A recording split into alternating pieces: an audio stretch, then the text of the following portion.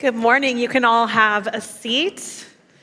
Thank you all for making it in that blustery cold weather. I know those streets were icy, so I'm so glad you guys made it all here safely. So nice to see you all. And it was lovely to hear everyone's voices this morning in song and in prayer.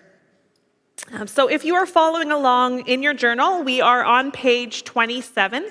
If you don't have a journal, we have them available at the back on our connection counter. You can grab one of those and they're free to you.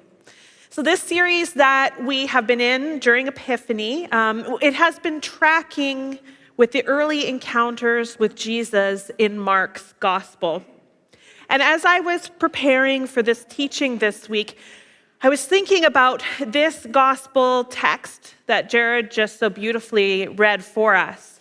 And I was thinking about how I really resonated with this idea of this fast-paced hurriedness that is happening in this early beginning of Jesus' ministry. I found that there was a certain resonance for me in some of the quickness, in some of the need and the urgency and the quick moving parts of this ministry. Now, to be clear, I did not cast out any demons, and I also performed no healing miracles this week. So I am not comparing myself to Jesus. I am simply saying I've had a busy week, and I am sure that many of you who are sitting here have also had very busy weeks. I am sure that many of you can relate. We are busy people. We have busy lives. We have a lot going on. And what I noticed was that there were consistently changing and unexpected demands on my attention this week. Now, part of the process of growing spiritually is learning to pay attention to these kinds of things. Things that we can easily just brush off, not think too much of. Taking the time to reflect on what is happening inside of us when we encounter unexpected, challenging moments. What I specifically wanted to make note of were the areas in which I was tempted to compromise in. Not out of guilt, but just out of awareness. What subconsciously or consciously would I be willing to put out into the margins of my week? See, I started to notice that my temptation to shrink my prayer time in order to fit in all the other things was starting to be impacted. And I'm sure none of you can relate with that. I'm sure you all fit in your prayer just nicely throughout your weeks, and I'm the only one who's been struggling with that. But the beautiful thing about this is that it isn't something that we should feel shame about. It isn't something that we need to feel guilt about. The beautiful thing is that by taking notice of these things, we can develop ways of being, practices that help us keep Jesus as the central part of our week. As we heard in the gospel reading this morning, Jesus himself had a deep need for prayer. It wasn't just something Jesus liked to do. It wasn't something that Jesus just had some extra time, so he thought he'd just throw it in there. That Jesus actually had a deep need for prayer, and we see that throughout his ministry. So if Jesus needed prayer, how much more so do I need prayer? I can tell you it's a lot. So just to orient ourselves in this story, so far Jesus has been baptized. He's been tested in the wilderness for 40 days.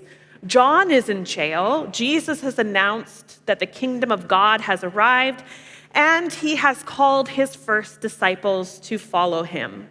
The first action of Jesus' public ministry in the book of Mark is driving out an impure spirit from a man in a synagogue, which we heard about last week. And now Jesus stands in the home of Simon and Andrew, where Simon's mother-in-law lay sick with fever.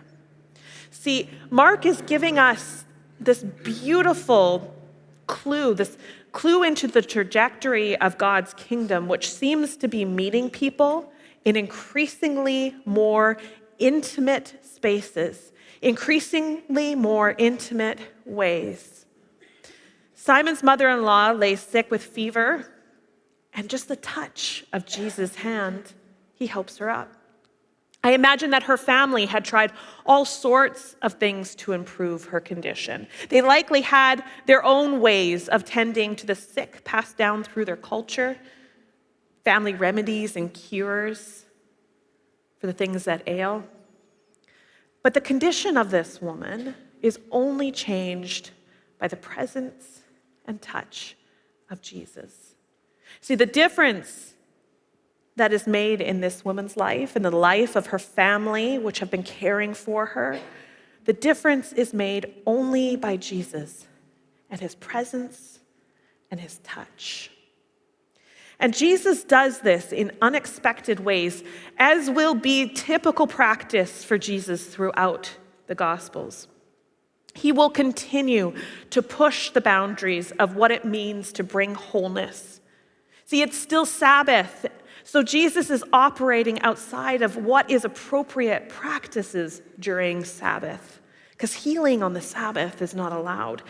And not only that, but he also touched this woman who is considered to be unclean, therefore making him unclean. See, in the synagogue, Jesus spoke, and a man was restored to community. And now a woman is restored to her family through touch.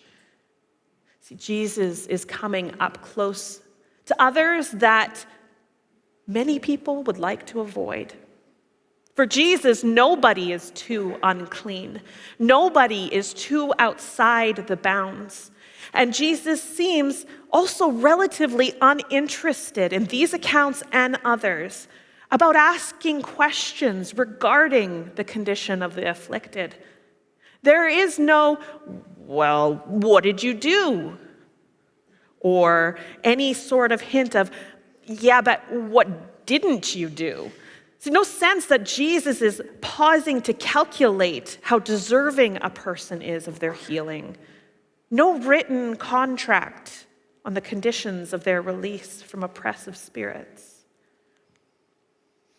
And also note that the mother-in-law, see, she hasn't done anything to deserve her healing.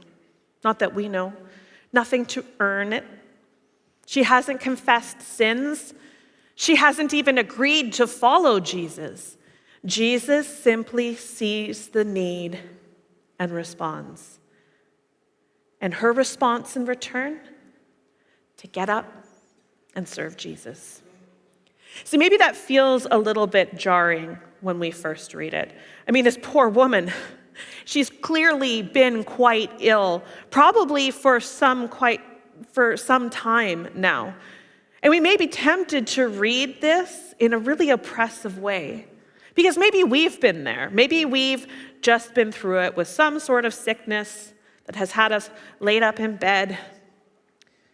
And we are just struggling to get better. We're just creeping along, and we're still feeling really weighed down by whatever it is that we have. And yet there are still the expectations and the responsibilities that force us back to the grind, perhaps, before we are ready. Which is the evidence of a culture that is ruled by a system that perceives us as humans as a means to an end. But that isn't what is happening here. See, what I think we're supposed to understand from this is that this woman is not serving from a place of burden, but out of a place of freedom. See, we're not given the impression that the last dregs of illness are still clinging to her. But we are offered a picture of complete restoration with this woman.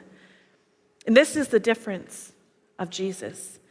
This is the difference of a kingdom where there is good, sacred, and holy work which subverts the kind of dehumanizing work of the empire. See, she chooses to serve as her response to her encounter with Jesus. And we see many similar stories throughout the gospel as a model of how this relationship with Jesus and us goes. It's first Jesus and then our response. See, we never actually really move first. All is in response to that which he has done and that which he is doing. See, as this text continues, we are aware of many more afflicted with all kinds of diseases being brought to Jesus. It says that the entire town is at the doorstep. And they have brought the diseased, and they have brought people who have demons, who are being oppressed by demons. And we see Jesus as this one who has authority over all the natural and supernatural. That the coming of this new kingdom means that Jesus is going to confront all the sources of unwholeness. And I think when I sit with this story, there are many things that we can get from it. And one of the questions I think that is asked of us in this story is, what do we do in the face of evil and suffering? See, when Jesus was in the wilderness being tempted by Satan for 40 days, it says that the angels attended him. The angels served Jesus in his suffering. And perhaps that is the model that happens earlier in this chapter for us to look to see how we can respond in the presence of evil. That there just might be things for us to do. See, I think Mark is pointing us to something here within these texts where we see suffering and serving so closely linked together that we do not have to be helpless bystanders. Serving amidst suffering has long been the way of the church, since the beginning of the church. It's what the early church believed and practiced, and many churches, hopefully most churches, still practice today. Since the time of Jesus, people have gathered in holy spaces. Like we see them gathering in the synagogue in homes. We gather in church in homes. We see people gathering in holy spaces and doing the things that make us followers of Jesus. We have taken care of the oppressed, the poor, the widow, the orphan, all in response to who Jesus is. See, just a couple of weeks ago, David talked about Jesus calling his first disciples. And when Jesus had come to the fishermen, they were casting their nets because they were fishermen, and that's what fishermen do. They were doing the things that make one a fisherman. And I think there's something similar happening here. Part of our continued journey with Jesus actually involves our response. We are part of a practice-based faith in response to what Jesus has done. Sure, we know Jesus in here, and Jesus knows us. But there are also things for us to do with worship and in thanks. We do things like come to the table.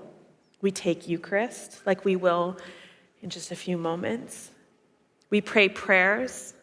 We sing songs. We recite creeds. John Swinton says in his book, Raging with Compassion, that the early Christians didn't seek to explain evil and suffering. Their response to the problem of evil and the existence of suffering was not to question God's goodness, love, and power, but rather to develop faithful forms of community with which the impact of evil and suffering could be absorbed, resisted, and transformed as they waited for Jesus' return.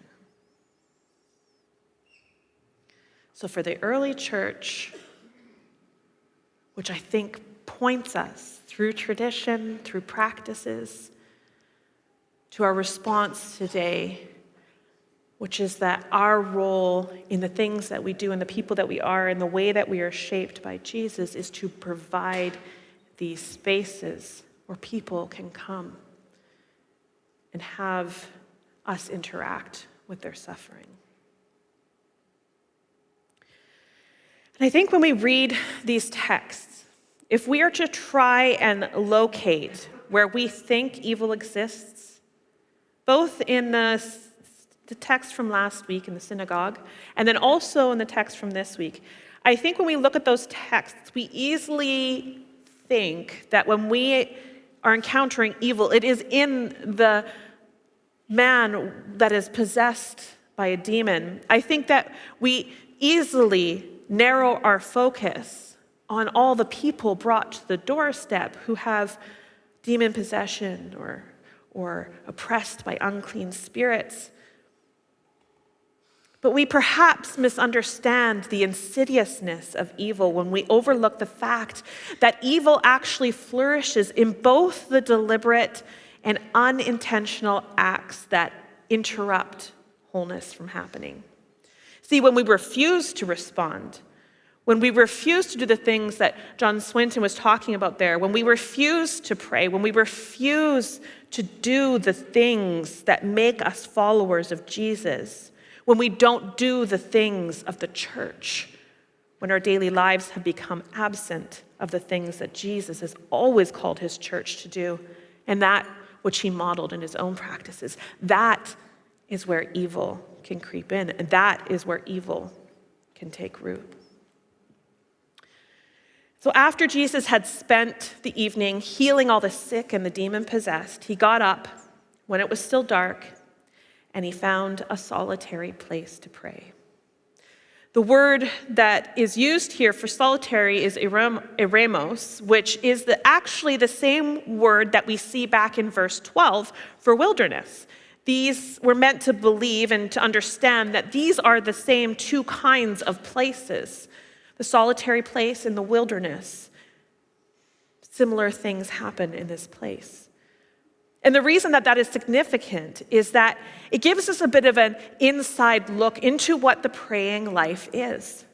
Prayer is both intimacy with God and a place where we are faced with the wrestlings of our spirit. Andrew Arndt, in his book, Streams in the Wasteland, he talks all about this. It's a beautiful book.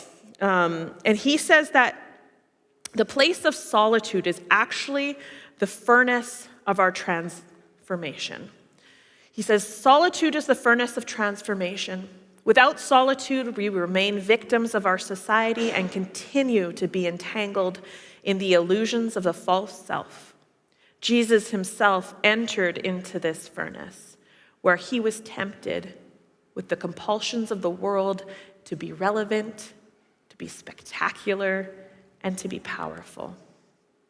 Solitude is the place of great struggle and great encounter, the struggle against the compulsions of the false self and encounter with the loving God who offers himself as the substance of the new self. See, maybe that is why it seems as though there are forces that keep us away from prayer. Maybe it's not just in our imaginations. If prayer is really as important and as powerful as that, if it is really a place where we find freedom from false identity, where we will be nurtured and our hearts will grow in the likeness of Jesus, shaping us to be a Jesus people, then it probably isn't too surprising that there are forces that would like to keep us from it. There will always be distractions. And let me say this, there are good distractions. I'm not just talking about, binging a Netflix show as a distraction, which, by the way, your Netflix shows are fine. I'm not saying anything against binging a good Netflix show. But what I'm saying is that we oftentimes, I think, kind of understand sort of those tedious, those small distractions in our life, those things that we kind of enjoy for entertainment. And we think of just those when we're speaking of distractions. But also what we can include in that are the really good things that we find ourselves wrapped up doing.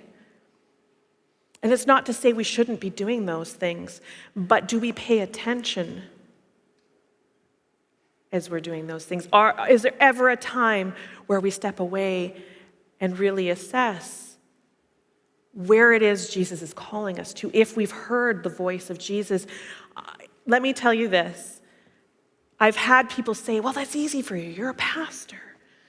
And I get it. Part of my day, I do get more space for this kind of stuff. But let me tell you, I still struggle with prayer.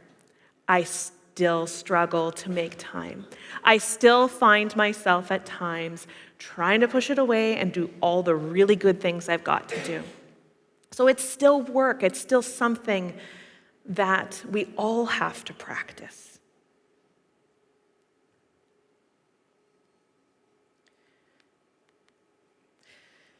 Then we get in the end of the story here, as Jesus is centered in prayer.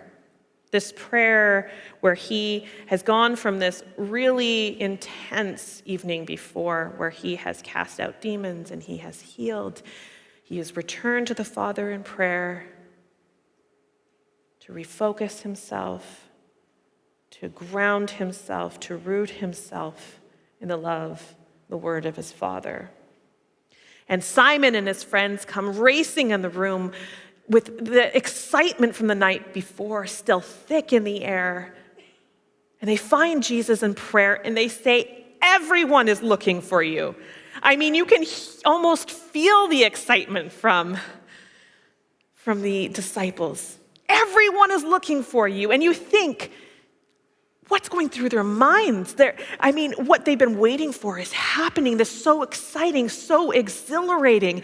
It's beyond what their wildest imaginations could have thought would happen. They want more. Everyone is waiting for you. Everyone is looking for you. We want more. And Jesus refuses to do that which is so easily within his reach, to be relevant, to be spectacular, and to be powerful. And with all the excitement wrapped up in his disciples, he looks at them and says, let's go somewhere else. Let's go somewhere else? Did you not just see what happened? And you want us to leave? But Jesus says, let's go somewhere else. There is more suffering. There is more sickness. There is more evil, which has stolen beloved lives. And I think that perhaps some of us can relate to what the followers may be thinking. That there are these things that are good and exciting and we want to cling.